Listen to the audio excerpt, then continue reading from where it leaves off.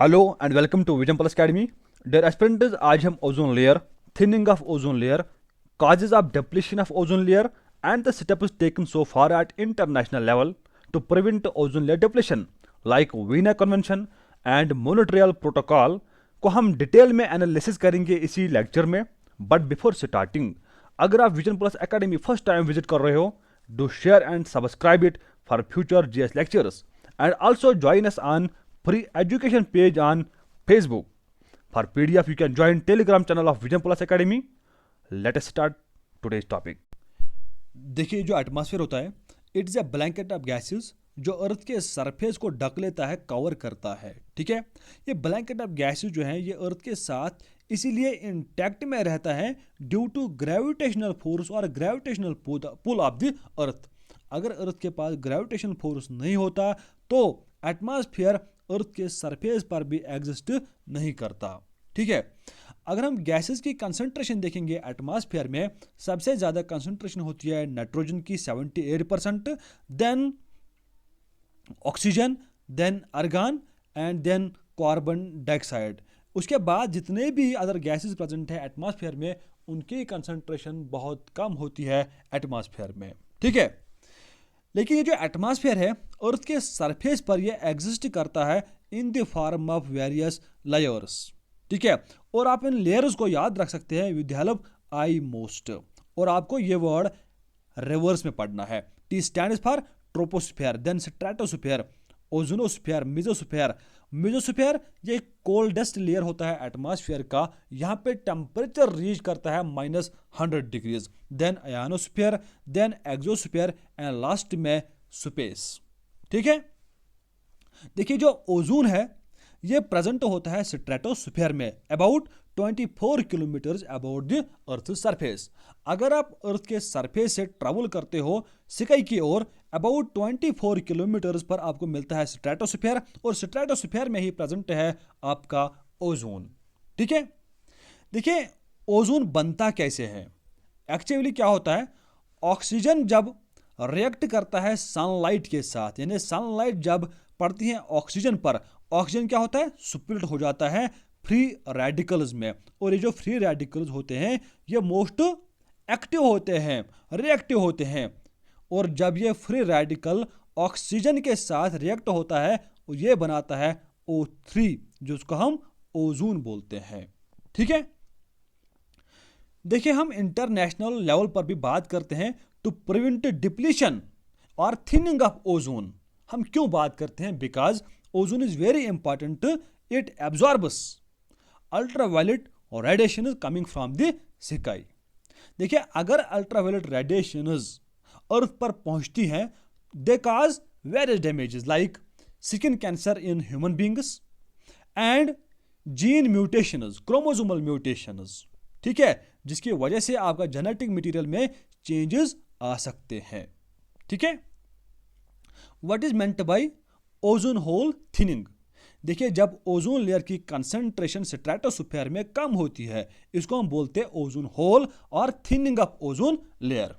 ठीक है, ये जो ओजोन होल है ये for the first time Antarctica में डिस्कवर किया गया था इन मई 1985 में। ठीक है, देखिए एक टीम भेजी गई थी एंटार्क्टिका में जिसका नाम था ब्रिटिश एंटार्क्टिका सर्वे।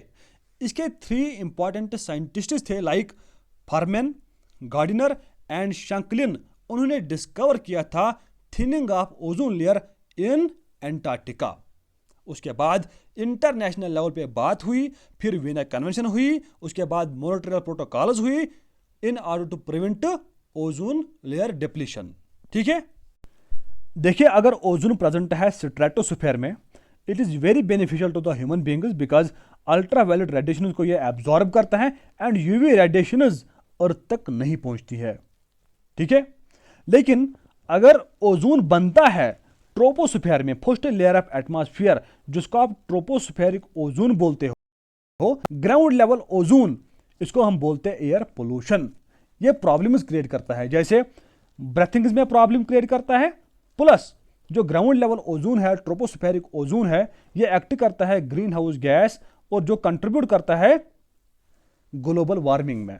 ठीक है ना, ये जो ग्राउंड लेवल ओजोन है, ट्रोपोस्फेरिक ओजोन, ये बनता है जब वोलेटाइल कंपाउंड्स रिएक्शन करते हैं नाइट्रोजन ऑक्साइड्स के साथ, और वहां पे बनता है ट्रोपोस्फेरिक और ग्राउंड लेवल ओजोन।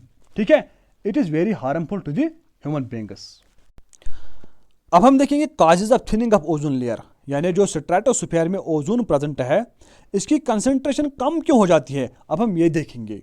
ठीक है, देखिए कुछ सबस्टेंसेस है जिनमें पड़ता है ब्रोमीन या क्लोरीन, और यही सबस्टेंसेस ओजोन लेयर को डिस्ट्रॉय करते हैं। फॉर एग्जांपल क्लोरोफ्लोरोकार्बन्स है, या इसमें कार्बन टेट्राक्लोराइड्स है, मिथाइल ब्रोमाइड है, हाइड्रोक्लोरोफ्लोरोकार्बन्स है। ठीक है, बताया जाता है एक single chlorine molecule 1 lakh molecules of ozone को डिस्ट्रॉय करता है। अगर हम रिएक्शन देखेंगे, जो क्लोरीन होता है ये ओजोन के साथ रिएक्शन करके ClO बनाता है प्लस ऑक्सीजन में ओजोन को कन्वर्ट करता है। ठीक है, देन फर्दर जो ClO है ये ओजोन के साथ रिएक्शन करके बनाएगा क्लोरीन प्लस 2 टाइम्स ऑक्सीजन। ठीक है, जो स्ट्रेटोस्फीयर में ऑक्सीजन प्रेजेंट होता है ये हमारे किसी काम के लिए नहीं होता है। ठीक है, और यहाँ पे एलिमिनेट होता है फर्दर क्लोरीन, ये क्लोरीन फर्दर रिएक्शन करेगा ओजोन के साथ और डिस्ट्रॉय करेगा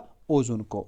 ठीक है, कुछ ऐसे सबस्टेंसेस हैं जिनमें क्लोरीन होता है और वो डिस्ट्रॉय करते हैं ओजोन लेयर को, जैसे क्लोरोफ्लोरोकार्बन्स में क्लोरीन होता है, कार्बन टेट्राक्लोराइड्स है, हाइड्रोक्लोरोफ्लोरोकार्बन्स है और मिथाइल क्लोरोफॉर्म है, इन सब में पड़ता है क्लोरीन। ठीक है, ओजोन डिप्लीटिंग सबस्टेंसेस जिनमें क्या होता है ब्रोमीन होता है, जैसे हेलोनस है, मिथाइल ब्रोमाइड है और हाइड्रोब्रोमोफ्लोरोकार्बन्स है।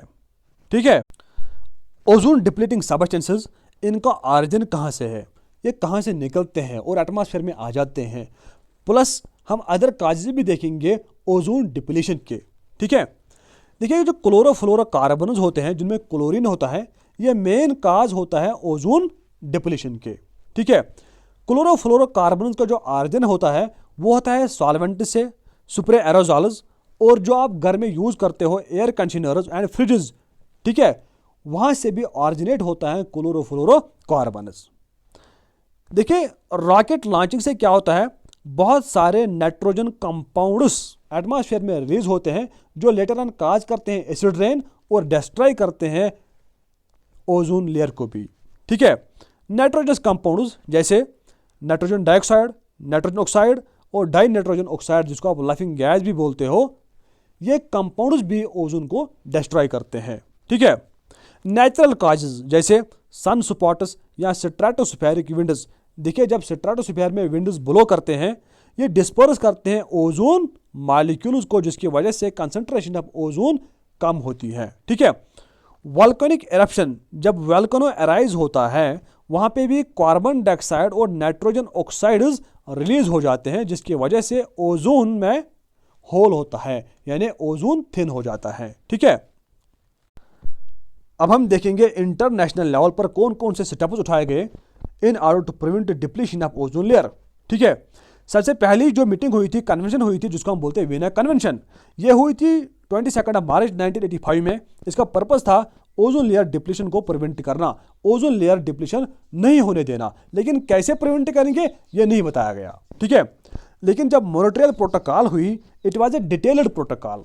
ठीक है, ये साइन हुई थी 16 सितंबर 1987 में, फिर उसको इंप्लीमेंट किया गया 1 जनवरी 1989 में, और मॉन्ट्रियल प्रोटोकॉल के अंडर पहली मीटिंग हुई थी फिनलैंड में, हेलसिंकी जो है ये फिनलैंड की कैपिटल है, 1989 में। ठीक है, और presently there are 46 signatories of Montreal protocol, और मॉन्ट्रियल प्रोटोकॉल 197 कंट्रीज ने रेटिफाई किया, इंप्लीमेंट किया। ठीक है, अंडर मॉन्ट्रियल प्रोटोकॉल ये बताया गया कि जो क्लोरोफ्लोरोकार्बन्स है इनसे हम प्रिवेंट करेंगे ओजोन लेयर डिप्लीशन।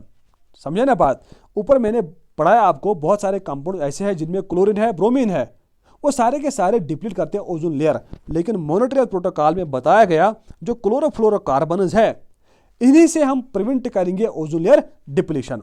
अब प्रिवेंट कैसे करेंगे, हम उन सबस्टेंसेस को प्रोड्यूस नहीं करेंगे कंट्रीज में जिनसे रिलीज होता है क्लोरोफ्लोरोकार्बन्स। ठीक है, आई होप आपको ये सेशन अच्छा लगा होगा। अगर लगा, do share and subscribe vision plus academy.